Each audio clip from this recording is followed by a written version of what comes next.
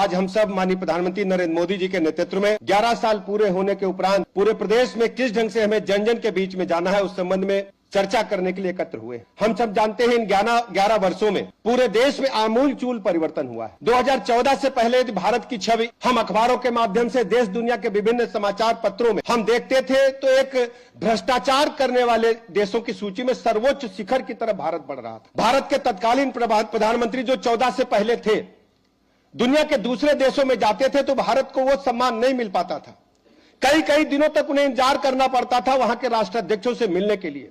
आज हम कह सकते हैं कि 2014 के बाद माननीय प्रधानमंत्री नरेंद्र मोदी जी ने जब देश की कमान संभाली, आमूल चूल परिवर्तन हो चुका है।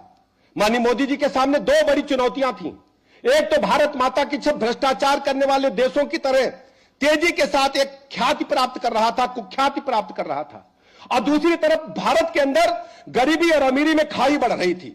माननीय मोदी जी ने तय किया कि दुनिया में भ्रमण करके, दुनिया में प्रवास करके भारत माता की वास्तविक ताकत को, वास्तविक छवि को हमें दुनिया के विश्व पटल पर रखने का काम करना है। आप देखते होंगे 14 के बाद आदरणीय मोदी जी ने जब देश की कमान संभाली तो दुनिया के ढेर सारे देशों का प्रवास करके, भ्रमण करके भारत माता की वास्तविक ताकत को दुनिया के वैश्विक पटल पर रख करके भारत के गरीबी अमीरी की खाई को मिटाने के लिए हजारों की संख्या में गरीब कल्याण योजनाएं प्रारंभ करने का काम किया। अभी कुछ योजनाओं की चर्चा आदरणीय प्रदेश अध्यक्ष जी ने की है। हम कह सकते हैं कि 2014 से पहले भी गरीब कल्याण योजनाएं चलती थी, पक्का मकान मिले, लेकिन किसको पक्का मकान मिलता था? किसी बड़े गांव में 2-4 इंदिरा आवास बन जाते थे। लेकिन आज हम कह सकते हैं कि 4 करोड़ से अधिक पक्के मकान तो 2 कार्यकालों में मिले।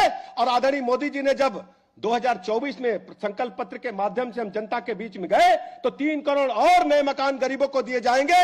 जब तक एक गरीब को पक्का मकान नहीं मिल जाता तब तक सरकार चैन से नहीं बैठेगी। ये भारतीय जनता पार्टी की, मोदी जी की ताकत है।